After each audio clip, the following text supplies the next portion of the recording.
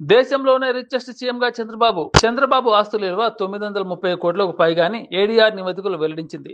రెండో స్థానంలో అరుణాచల్ సీఎం పేమా ఖండు 30 కోట్లతో, ఏడో స్థానంలో తెలంగాణ సీఎం రేవంత్ రెడ్డి అలాగే 15.38 లక్షల ఆదాయంతో చిట్ట చివరన పశ్చిమ బెంగాల్ సీఎం మమతా బెనర్జీ. కాంగ్రెస్ లో చేరిన బీఆర్ఎస్ ఎమ్మెల్యేలకు షాక్. బీఆర్ఎస్ నుంచి గెలిచి కాంగ్రెస్ లో చేరిన 5గురు ఎమ్మెల్యేలకు స్పీకర్ గడ్డం ప్రసాద్ కుమార్ నోటీసులు ఇచ్చారు. సుప్రీంకోర్టు ఆదేశాల మేరకు స్పీకర్ తాజా నిర్ణయం. మిగిలిన 5 మంది ఎమ్మెల్యేలకు కూడా నోటీసులు అందే అవకాశం. ఏపీ మంత్రులకు చంద్రబాబు ర్యాంకులు. ఫైళ్ల పరిష్కార వేగం ఆధారంగా డిప్యూటీ సీఎం పవన్ కళ్యాణ్ మినహా మిగతా వారికి ర్యాంకులు. ప్రథమ స్థానంలో జలవనరుల శాఖ మంత్రి రామనాయుడు, నారా లోకేష్, సత్యకుమార్ యాదవ్, అనితకు వరుసగా 2, 3, 4 ర్యాంకులు. చివరి స్థానంలో కొల్లు రవీంద్ర, అచ్చెన్నాయుడు, పయ్యావుల కేశవ్. రౌడీ షీటర్ శ్రీకాంత్ పెరలు వివాదంపై టీడీపీ ఎమ్మెల్యే సంచలన వ్యాఖ్యలు. శ్రీకాంత్ పెరల కోసం లేఖ ఇచ్చినమాట వాస్తవమన్న ఎమ్మెల్యే కోటంరెడ్డి శ్రీధర్ రెడ్డి. శ్రీకాంత్ తండ్రి అభ్యర్థిస్తే తప్పక రికమెండేషన్ లెటర్ ఇచ్చారని వెల్లడి. తన లెటర్ ను పోలీసులు తిరస్కరించారని వివరణ.